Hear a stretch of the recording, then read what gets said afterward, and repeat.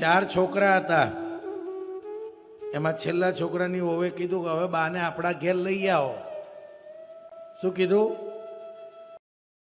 બોલો તો ખરા?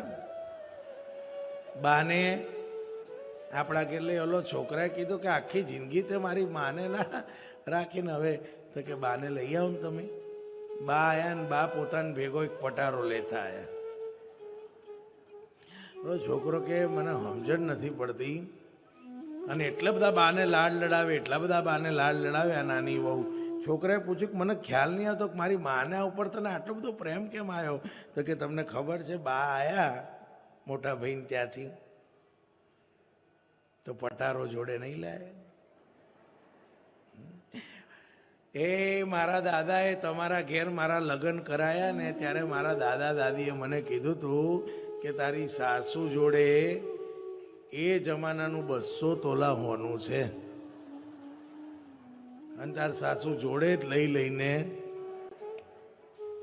છોકરો કે અરે રે રે રે હોના માટે કે હવે તમે બંધાવો.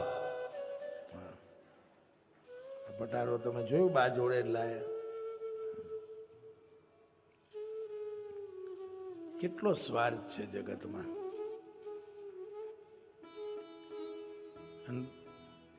કુદરતનું કરવું કે થોડાક જ સમયમાં બા જતા રહ્યા ભગવાનના ધામમાં. બાને બાળીને આયા ને એટલે ઓલી છોકરાની વહુ કે કરે ખોલો ને પટારો. ઓલો કે 12 દાડા થવા દે, મારી માને મર્યા તું 12 દાડા નહીં થવા દે. હવે તમને આપણે 12મું કરવાનું જ છે ને, ખોલો.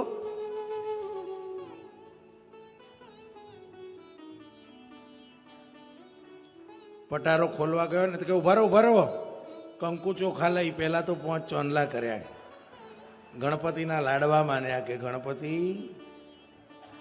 આ કંઈક ફાયદો થાય. 200 તોલામાંથી ભલે ને 100 તોલા વાપરી કાઢ્યું, અત્યારે તો 100 મળે તોય.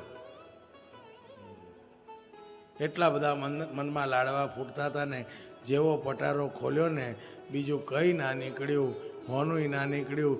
ડોસીમાના જૂના 4 ચણિયા નીકળ્યા.